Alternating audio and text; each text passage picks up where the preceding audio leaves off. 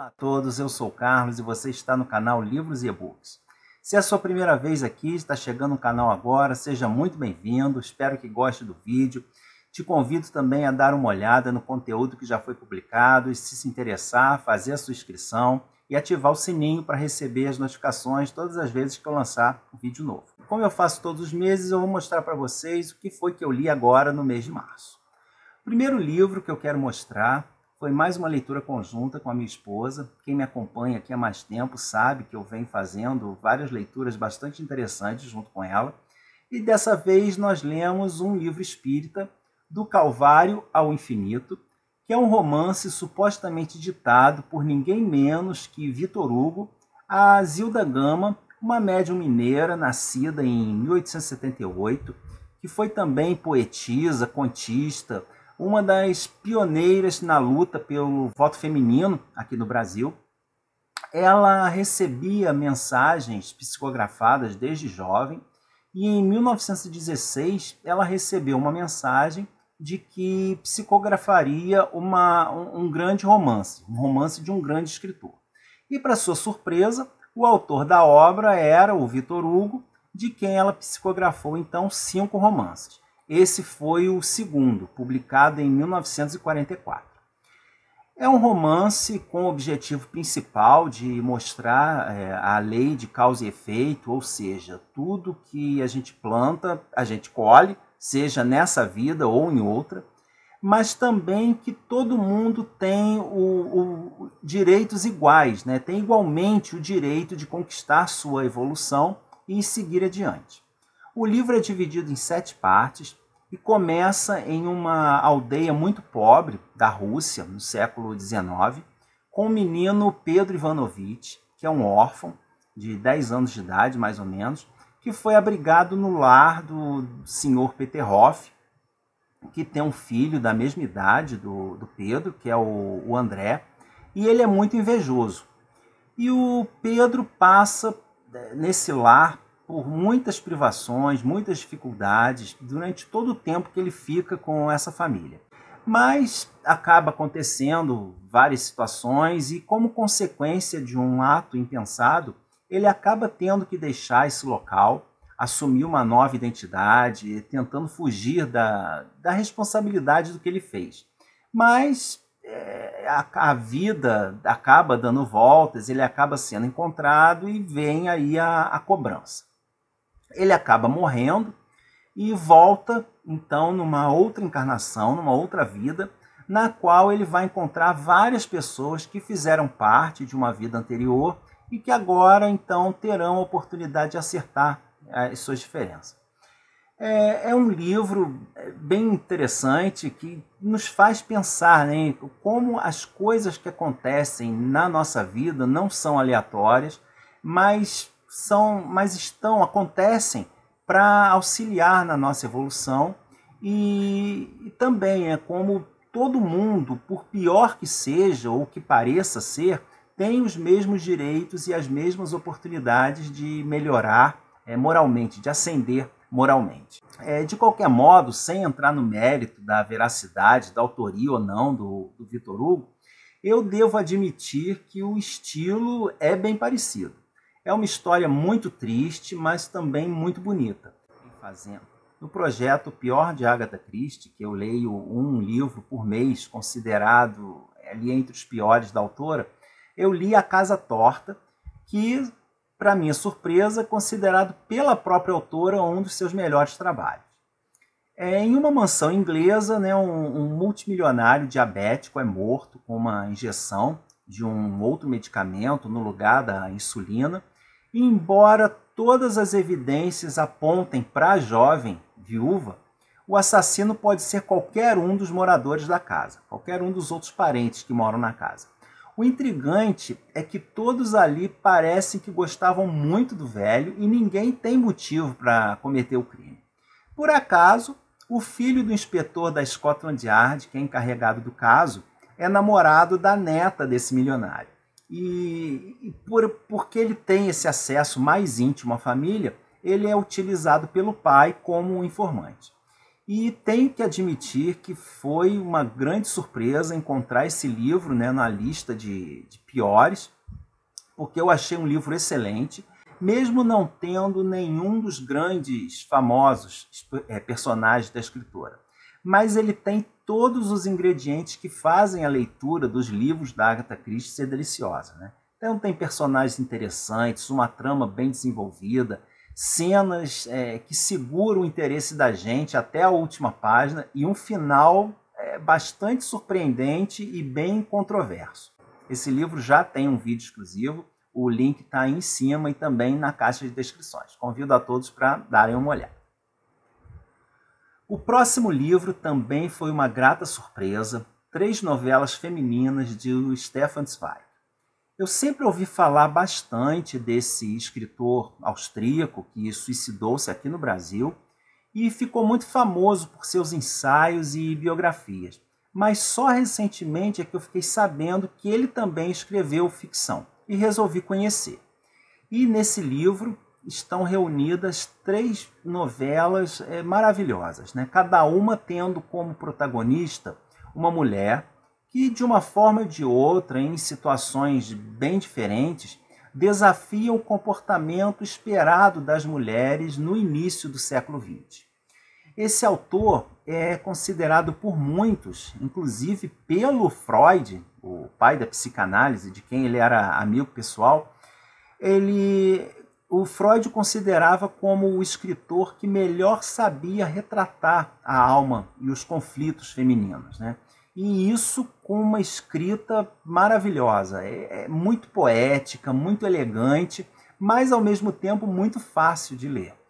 E todos os 3 contos dessa coletânea têm também um toque de suspense bastante forte, que segura o interesse da gente até o desfecho da história.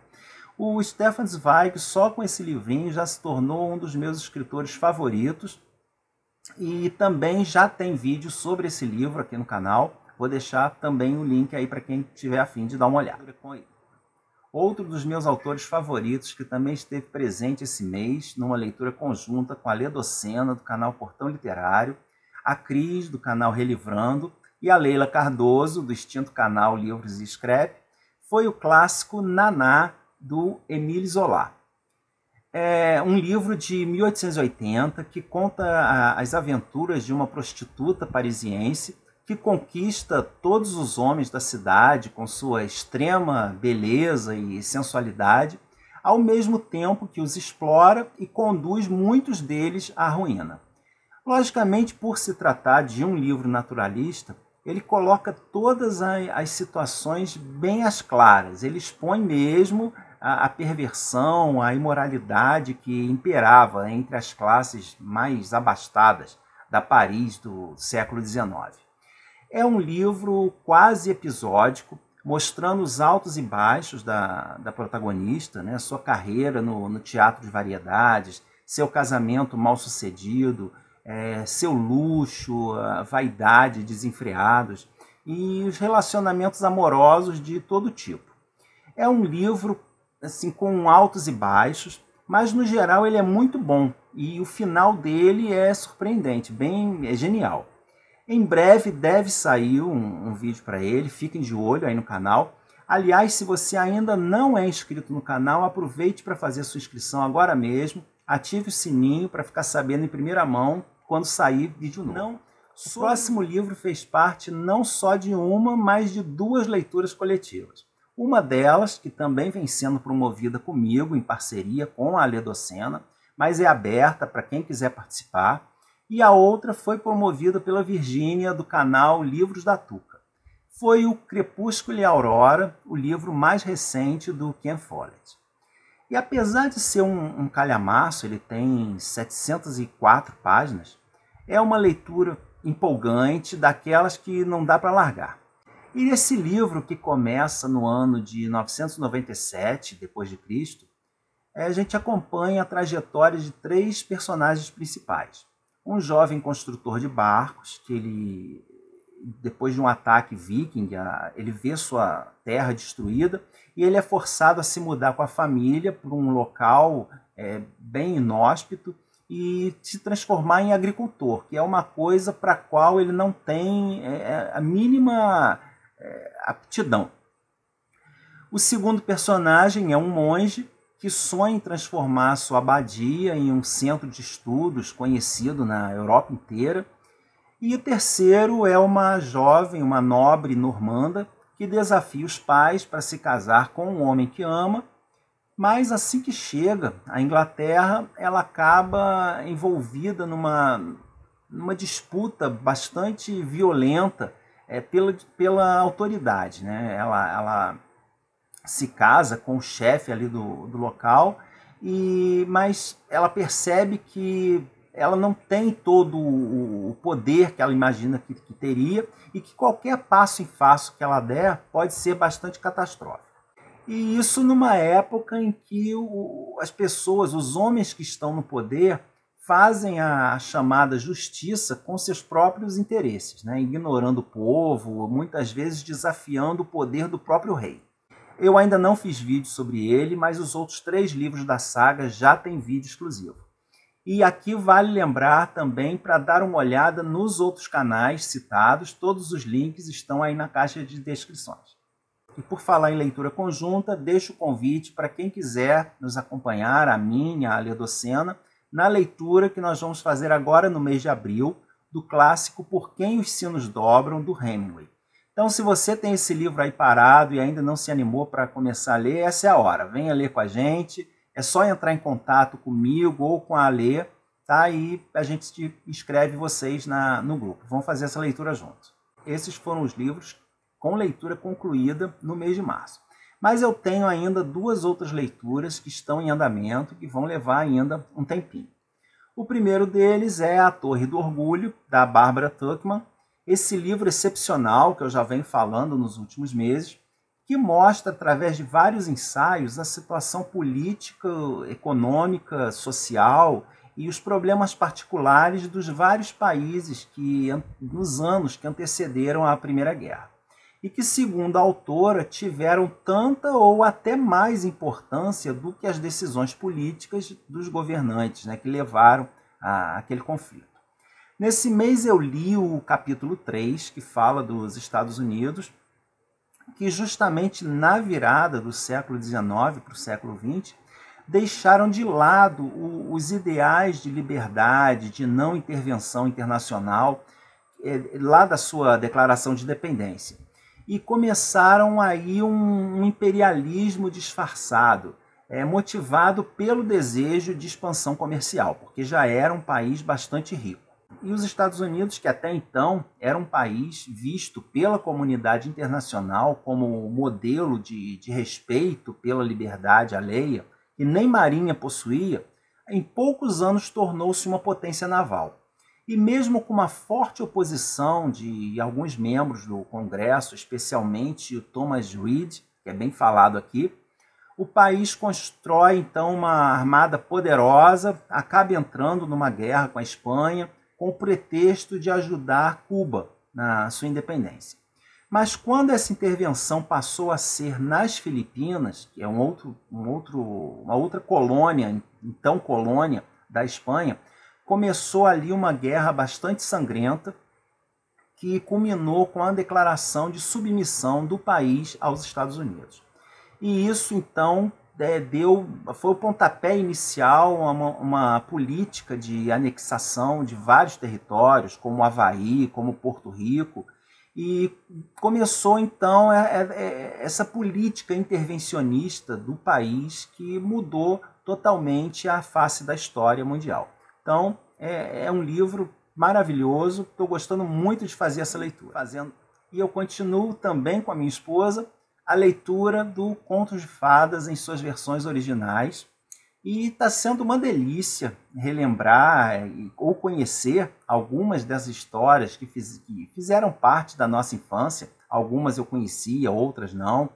Nós estamos fazendo a leitura por autor, alguns contos por mês. E agora, em março, nós lemos mais 4 contos do Hans Christian Andersen. Se você ainda não viu o vídeo desse mês, com esses 4 contos do Andersen, o link também vai ficar disponível para quem quiser dar uma olhada, certo? Então essas foram as minhas leituras do mês de março. Se vocês já leram alguns desses livros ou pretendem ler, deixe seus comentários aí sobre o que acharam. E lembrando que os links para compra de todos esses livros estão lá na caixa de descrições.